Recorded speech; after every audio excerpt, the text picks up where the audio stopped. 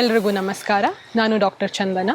ಇವತ್ತು ನಾವು ಮಾತಾಡುವಂಥ ವಿಷಯ ನ್ಯಾಚುರೋಪತಿಕ್ ಪ್ರಿನ್ಸಿಪಲ್ಸ್ ಏನಿದೆ, ನ್ಯಾಚುರೋಪತಿಯಲ್ಲಿ ನಾವು ಇಂಟಿಗ್ರೇಷನ್ನ ಹೇಗೆ ಮಾಡ್ಕೋಬೇಕು, ಇಂಟಿಗ್ರೇಟ್ ಮಾಡ್ತಾ ವೇಟ್ ಲಾಸ್ಗೆ ಹೇಗೆ ನಾವು ಮುಂದುವರಿಬೇಕು ಅಂತ ನೋಡುವುದು. ನ್ಯಾಚುರೋಪತಿಯಲ್ಲಿ ನಾವು ವೇಟ್ ಲಾಸ್ಗೆ ತುಂಬ ಅಷ್ಟು ಪ್ರಾಕ್ಟೀಸಸ್ ಹೇಳಿದ್ದೀವಿ. ಮೊದಲೇ ನೋಡಿರೋಂತಹ ಎಪಿಸೋಡ್ಸ್ ಪ್ರಕಾರ ಎಷ್ಟೊಂದು ಪ್ರಾಕ್ಟೀಸಸ್ನ ನೋಡಿದ್ದೀವಿ. ಆ್ಯಂಟಿ ಆಕ್ಸಿಡೆಂಟ್ ರಿಚ್ ಫುಡ್ ತೊಗೊಳ್ಳಿ, ನಿದ್ದೆ ಸರಿಗಿರಬೇಕು, ಊಟ ಸರಿಗೆ ಮಾಡಬೇಕು, ಡಯಟ್ ಕರೆಕ್ಟಾಗಿರಬೇಕು, ಮತ್ತು ಎಕ್ಸಸೈಸ್ ಕರೆಕ್ಟಾಗಿರಬೇಕು. ಇದನ್ನೆಲ್ಲ ಎಷ್ಟೊಂದು ರೂಲ್ಸ್ ಇದೆ, ಏನನ್ನು ಫಾಲೋ ಮಾಡಬೇಕು, ಎಷ್ಟು ಫಾಲೋ ಮಾಡಬೇಕು ಅಂತ ಎಷ್ಟೊಂದು ಜನಕ್ಕೆ ಕನ್ಫ್ಯೂಸ್ ಆಗ್ತಿರುತ್ತೆ. ಅದನ್ನು ಹೇಗೆ ಕನ್ಸೈಸ್ ಆಗಿ ಒಂದು ದಿನ ಅಥವಾ ಒಂದು ವಾರದಲ್ಲಿ ಹೇಗೆ ಫಾಲೋ ಮಾಡಬೇಕು ಅಂತ ಈ ಎಪಿಸೋಡಲ್ಲಿ ನೋಡೋಣ. ನ್ಯಾಚುರೋಪತಿಯಲ್ಲಿ ಒಂದು ತುಂಬ ಇಂಪಾರ್ಟೆಂಟ್ ಡಾಕ್ಟರ್ ವೆಂಕಟ್ ರಾವನ್ ಅವರು ನಮಗೆ ಒಂದು ಪ್ರಿನ್ಸಿಪಲ್ ಕೊಟ್ಟಿದ್ದಾರೆ, ಆರೋಗ್ಯ ರಕ್ಷಕ ಪಂಚತಂತ್ರ ಅಂತ. 5 ಇಂಪಾರ್ಟೆಂಟ್ ಫೀಚರ್ಸ್ ಅಥವಾ 5 ಇಂಪಾರ್ಟೆಂಟ್ ಪ್ರಾಕ್ಟೀಸ್ ನಮ್ಮ ದಿನಚರ್ಯದಲ್ಲಿ ನಾವು ಅಳವಡಿಸ್ಕೊಂಡ್ರೆ ಅದನ್ನು ನಿಧಾನವಾಗಿ ನಮ್ಮ day to day activity increase ಆಗುತ್ತೆ, ನಮ್ಮ ವೆಯ್ಟ್ ಲಾಸ್ ಡೆಫಿನೆಟ್ ಆಗಿ ಆಗುತ್ತೆ, ಜೊತೆಗೆ ನಮ್ಮ ಲೈಫ್ ಸ್ಟೈಲ್ ಮಾಡಿಫಿಕೇಷನ್ ಸ್ಮೂತಾಗಿ ಮತ್ತು ನ್ಯಾಚುರಲ್ ಆಗಿ ಆಗೋಕ್ಕೆ ತುಂಬ ಹೆಲ್ಪ್ ಆಗುತ್ತೆ.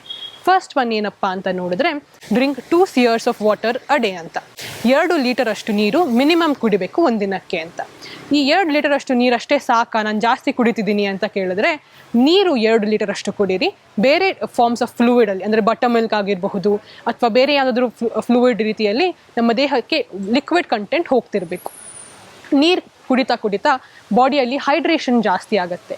ಎಷ್ಟಾಗುತ್ತೋ ಅಷ್ಟು ಬಾಡಿ ಟಾಕ್ಸಿನ್ ಎಲಿಮಿನೇಷನ್ ಜಾಸ್ತಿ ಆಗುತ್ತೆ. ಸ್ವೆಟ್ಟಿನ ಮೂಲಕ ಆಗಿರಲಿ ಅಥವಾ ಯೂರಿನಿನ ಮೂಲಕ ಆಗಿರಲಿ ಅಥವಾ ಫೀಕಲ್ ಮ್ಯಾಟರಲ್ಲಿ ಹೋಗುವಂಥದ್ದು ಅಥವಾ ಸ್ವಲ್ಪ ಮಾಯಿಶ್ಚರ್ ನಮ್ಮ ಬ್ರೆತ್ ಮೂಲಕ ಹೋಗುವಂಥದ್ದು ನ್ಯಾಚುರಲ್ ಆಗಿ ಆಗ್ತಾ ಹೋಗುತ್ತೆ. ಈ ವಾಟರ್ ಕಂಟೆಂಟ್ ನಮಗೆ ಬಾಡಿ ಫಂಕ್ಷನಿಂಗ್ಗೆ ನಾರ್ಮಲ್ ಆಗಿ ಮತ್ತು ನ್ಯಾಚುರಲ್ ಆಗಿ ಹೆಲ್ಪ್ ಆಗುತ್ತೆ. ಎಲ್ಲೋ ಒಂದು ರಿಸರ್ಚ್ ಮಾಡಿರೋ ಪ್ರಕಾರ ಆ ರಿಸರ್ಚಲ್ಲಿ ನಾರ್ಮಲ್ ಆಗಿ ನೀರು ಕುಡಿತಾ ನಮ್ಮ ದೇಹದ ಮೆಟಬಾಲಿಸಮ್ ಇನ್ಕ್ರೀಸ್ ಆಗ್ತಾ ಹೋಗುತ್ತೆ. ಆ normal water intake increases metabolism to such a level that ನಾವು ನಮ್ಮ ನೀರು ಕುಡಿಯೋ ಕಾರಣದಿಂದ ವೆಯ್ಟ್ ಲಾಸ್ ಆಗೋಕ್ಕೆ ಚಾನ್ಸ್ ಆಗುತ್ತೆ. ನಾರ್ಮಲ್ ಆಗಿ ವೆಯ್ಟ್ ಲಾಸ್ ಆಗೋದಕ್ಕೆ ನೀರು ಕುಡಿಯೋದು ತುಂಬ ಇಂಪಾರ್ಟೆಂಟ್. ಹೇಗೆ ಅಂತ ನೋಡೋಣ.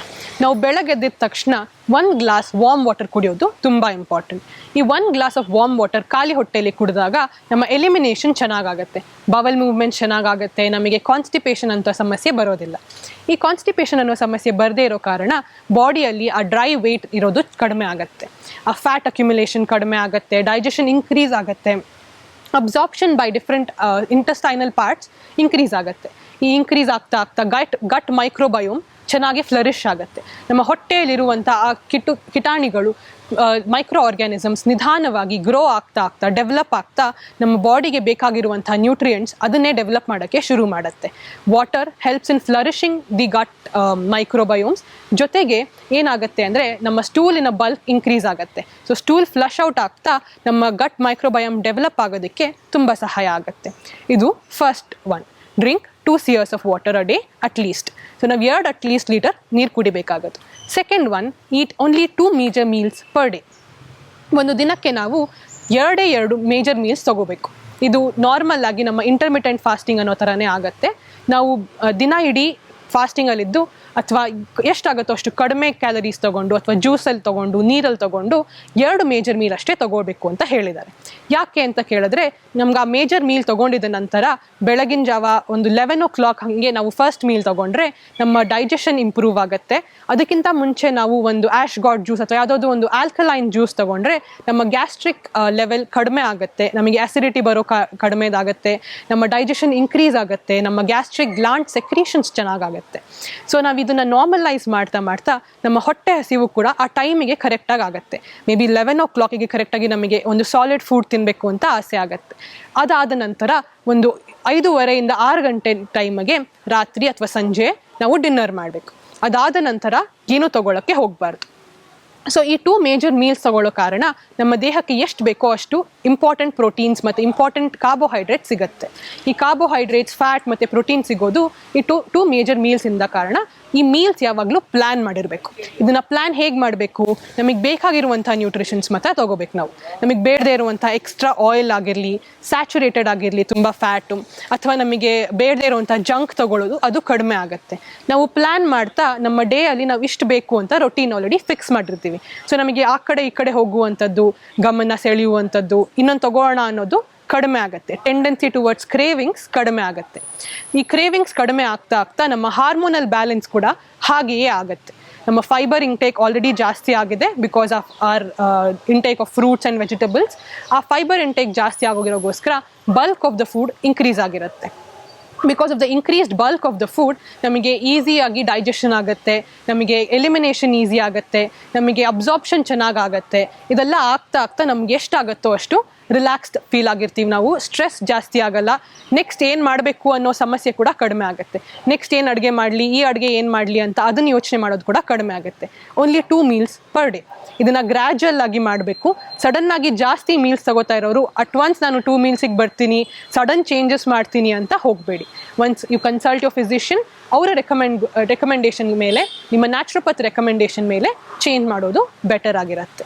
ಈ 2 meals ಆದ ನಂತರ ನಾವು ಇಂಪಾರ್ಟೆಂಟಾಗಿ ನೋಡುವಂಥದ್ದು exercise 1 hour daily.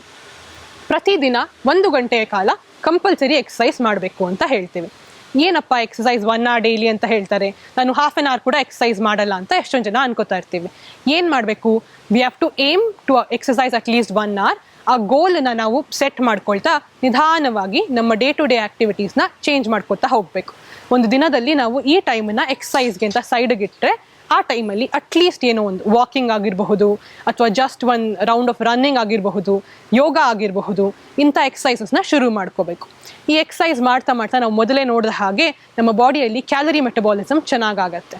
Calorie metabolism ಆಗ್ತಾ ಆಗ್ತಾ ನಮ್ಮ ಬಾಡಿ ವೆಯ್ಟ್ ಲಾಸ್ ಕಡೆಗೆ ಮುಂದುವರಿತಾ ಹೋಗ್ತೀವಿ. ನಾವು ವೆಯ್ಟ್ ಲಾಸ್ ಆಗುತ್ತೆ, ನಮ್ಮ ಇನ್ಸುಲಿನ್ ರೆಸಿಸ್ಟೆನ್ಸ್ ಕಡಿಮೆ ಆಗುತ್ತೆ, ನಮ್ಮ ಹಾರ್ಮೋನಲ್ ಬ್ಯಾಲೆನ್ಸಸ್ ಚೆನ್ನಾಗಾಗತ್ತೆ. ಈಗಷ್ಟೇ ಬರ್ತಿರೋ ಒಬೇಸಿಟಿಯ complications like heart diseases, PCOS in women, period irregularities ಅದೆಲ್ಲ ಕಡಿಮೆ ಆಗುತ್ತೆ. ಇರ್ರೆಗ್ಯುಲರ್ ಪೀರಿಯಡ್ಸ್ ಕಡಿಮೆ ಆಗೋಗೋಸ್ಕರ ನಮ್ಮ ಲೈಫ್ ಸ್ಟೈಲ್ ಕೂಡ ತುಂಬ ಇಂಪ್ರೂವ್ ಆಗುತ್ತೆ. ಮೂಡ್ ಸ್ವಿಂಗ್ಸ್ ಆಗಿರಬಹುದು, ಕ್ರೇವಿಂಗ್ಸ್ ಆಗಿರಬಹುದು, all of this tend to come down. ಈ ಎಕ್ಸಸೈಸ್ ಮಾಡೋದಕ್ಕೆ ಏನಪ್ಪ ಅಂತ ನೋಡಿದ್ರೆ ಗೋಲ್ಸ್ ಇಟ್ಕೋಬೇಕು. ನಾನು ಒಂದು 5 minutes ಈ ಎಕ್ಸಸೈಸ್ ಮಾಡ್ತೀನಿ ಅಂತ. ಆ 5 minutes ಅಚೀವ್ ಆದ ನಂತರ ಮತ್ತೆ ಇನ್ನೊಂದು ಹೊಸ ಟಾರ್ಗೆಟ್ ತೊಗೋಬೇಕು. ಆ ಟಾರ್ಗೆಟ್ನ ಅಚೀವ್ ಮಾಡಬೇಕು. ಸೊ ಸಿಂಪಲ್ ಸ್ಮಾಲ್ ಗೋಲ್ಸ್ ತಗೊಳ್ಳಿ. ಆ ಗೋಲ್ಸ್ನ ಅಚೀವ್ ಮಾಡ್ತಾ ಮಾಡ್ತಾ ಇನ್ನೊಂದು ಜಾಸ್ತಿ ಗೋಲ್ ತೊಗೊಂಡು keep growing further. So 1 hour at least minimum ತೊಗೊಂಡು ಆ ಎಕ್ಸಸೈಸ್ ಮಾಡೋಕ್ಕೆ ನೋಡಬೇಕು.